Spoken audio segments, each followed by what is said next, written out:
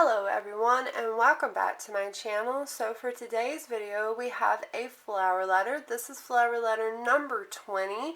I hope you guys are enjoying this series just as much as I am. This has been my favorite one so far. I can't wait to try them all, but so far this has been my favorite one, as you guys know. So in case I got any new subscribers, and I usually talk about this every couple of letters, when you subscribe to the flower letters, you'll receive 2 letters per month for an entire year. Each letter is packed with a enhanced storytelling experience. Most letters will have a telegram, postcard, coded message, or map in it, and every letter will draw you deeper into the story. They have the Audrey Rose letters, which was the letter we previously did. It was a World War II tale of connection and courage. We have the Lily Clara letter, which we are on now. This is a Wild West adventure, a frontier tale of love, scandal, and adventure. They have a recently new letter, which is called the Adeline Magnolia Letters, and it is supposed to be set Regency, England, and it's a tale of society secrets and second chances. And that one sounds really cool too. I do like the Regency area. And then they have a Nora Avon Chronicles, and it's supposed to be like a myth chasing journey. And it has a story of secrets, love, and unraveling mysterious realms. I think I really want to try that one as my next one. But we'll see. They continue to come out with letters all the time. The letters were $12, and like I said, you got 2 letters a month. They are going to be up in the price just a little bit. Like I said last time, I haven't found out just yet how much it was going to go up to. I think it was this month or next month it's going to go up for new subscribers, so do be aware of that when you get on there. But it is well worth it, and it is a fun adventure. So let's open this one up after we talked about it a little bit. And this is not a sponsored video, by the way. Just something I wanted to share with you guys in case you guys were interested and you wanted your own letters, or you just wanted to read them for the fun of it. And I did not do a very good job at opening this one. I apologize. Let's see. This one seems kind of thin. So, okay. We've got... Here's our little business card. This is cute. I really like that. It looks like he's really rocking out there. And the back of it says Adam, Meldrum, and Anderson's Staple and Fancy Dry Goods, Toys and Fancy Notions, Holiday Goods. So this is kind of like a general store kind of thing. So that's kind of cool. Got a postcard. Looks very decorative in the back of it. We've got an attention read first. So let's go ahead and open this up, see what it says. February 9th, 1885 to, looks like Spring City, Utah, to Agent Matthew Hickman. Matt, come immediately. Lily Clara and Miss Lottie kidnapped. Rigby left ransom note to Mr. Hickman and the Miss Stars. Your treasure in exchange for mine. You have until Friday at sundown. You know where I'll be. We'll pursue now and leave your location with Deputy Hurry Sam. Okay, well, there's a lot going on there. Okay, so they've kidnapped Lily and Miss Lottie. I wouldn't have thought Miss Lottie would have been kidnapped, but I guess Sam sounds like he's kind of freaking out a little bit here. This is exactly what I thought was going to happen, guys. Like, I kind of knew it. I didn't know they were going to kidnap Miss Lottie. Wow. So, okay, so there is that. And this looks like... okay, so we have no letter this time. We only have, it looks like, a newspaper. So this is the Frisco Town Crier. Okay, let's see maybe what is going on here. It says the Horn Silver Mine collapses. Yesterday, the main shaft in Frisco Horn Silver City Mine collapsed. The town felt the impact as a loud boom was heard, shaking the entire village and causing windows as far away as Milford to shatter. Miraculously, due to the fact that the miners were in the middle of their shift change at the time of the collapse, there was no casualties. Authorities believe the collapse was caused by poor construction of the primary mine shaft, a 900-foot hole in the ground soared up by only tenders. Our very own Sheriff Samuel Parson has been investigating the case and has received evidence convincing mine shareholders as the culprits. According to documents passed to Parson back in October, shareholders were made aware of the dangerous conditions by Mr. Oliver Snape as early as January 17, 1884. If the reader will recall, Snape was lynched by the town mob back in April due to allegations that he had been embezzling funds from the mine.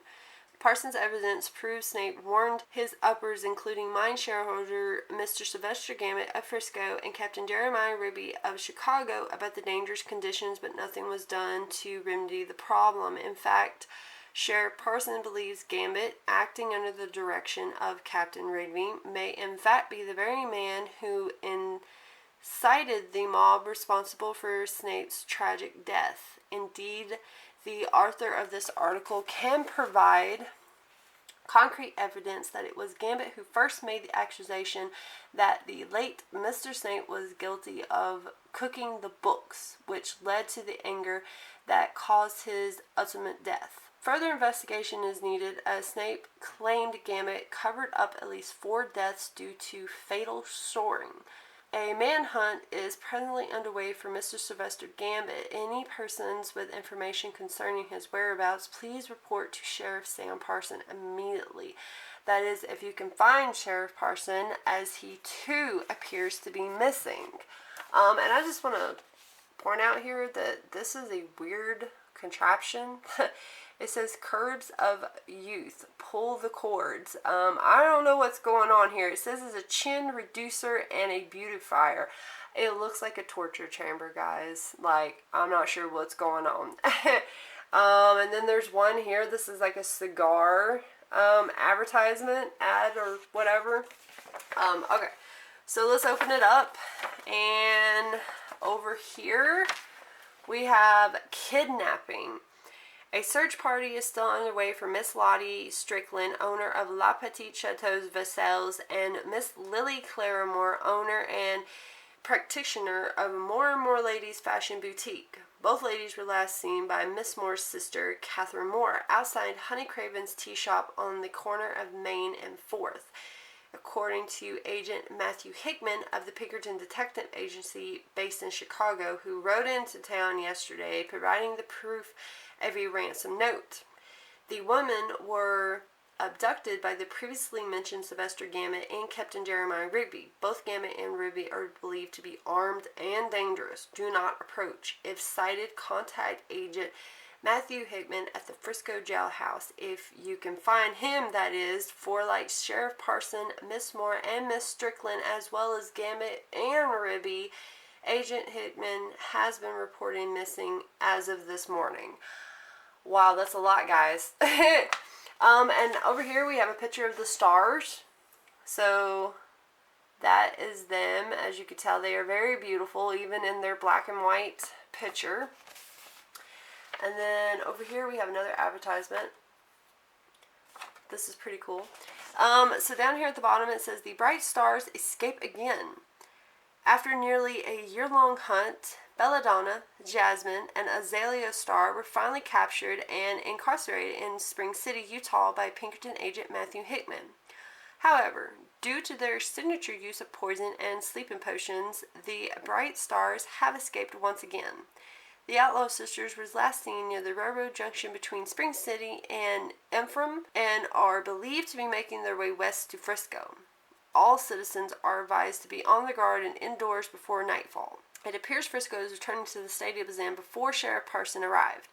May the Almighty have mercy on us all." Wow. I'm going to show you guys a couple more of the advertisements in case you guys want to see them. We have this one, and some of this is like kind of weird. It says fat is Foley when it can be reduced easily, conventionally, and best of all, safe. This is like, but then it's like a soap advertisement, so it's really weird. It's kind of like falsifying like its advertisement. Like I don't get it. It's kind of funny. It says a silent white widow. Fret not, there may be hope for us yet. It would appear that not all our current missing persons are a cause for concern. Nearly a month has passed since the last reported sighting of the infamous White Widow. Her last known murder attempt was upon Mr. Sylvester Gambit, a man who seems to have a central role in all of Frisco's present scandals. Could his current unknown whereabouts be proof the White Widow has found him at last? Could it be the White Widow has finally completed her vengeful reign over Frisco? One can only pray this phantom vigilant has done her worst and laid down her lethal hairpins once and for all. If so, may the poor soul rest in peace. Wow. I'm not sure what I'm getting from that, but I mean, from reading it, pretty much assume that she has got him, perhaps. I hope so. Down here, this is an interesting article. It says electric corsets. That doesn't sound fun. But that is exactly what it says. If you guys want to read it, like, exactly says that. Electric corset. Like, wow. Like, some of these advertisement, man, I don't know. Here's the back of it. This is missing persons.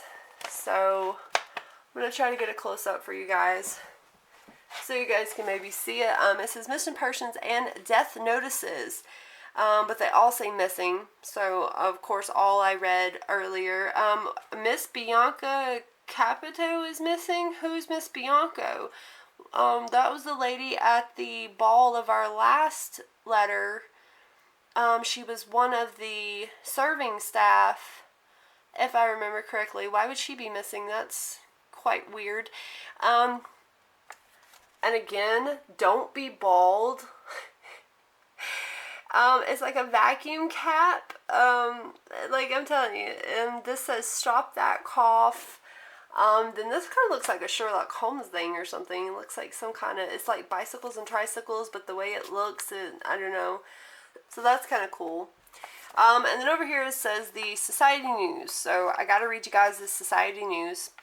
Jonathan and Eliza Goodman of Milford are pleased to announce the marriage of their son, Mr. Isaac J. Goodman, and Miss Esther Jeanette DeMille, daughter of Joseph and Bathsheba DeMille of Frisco.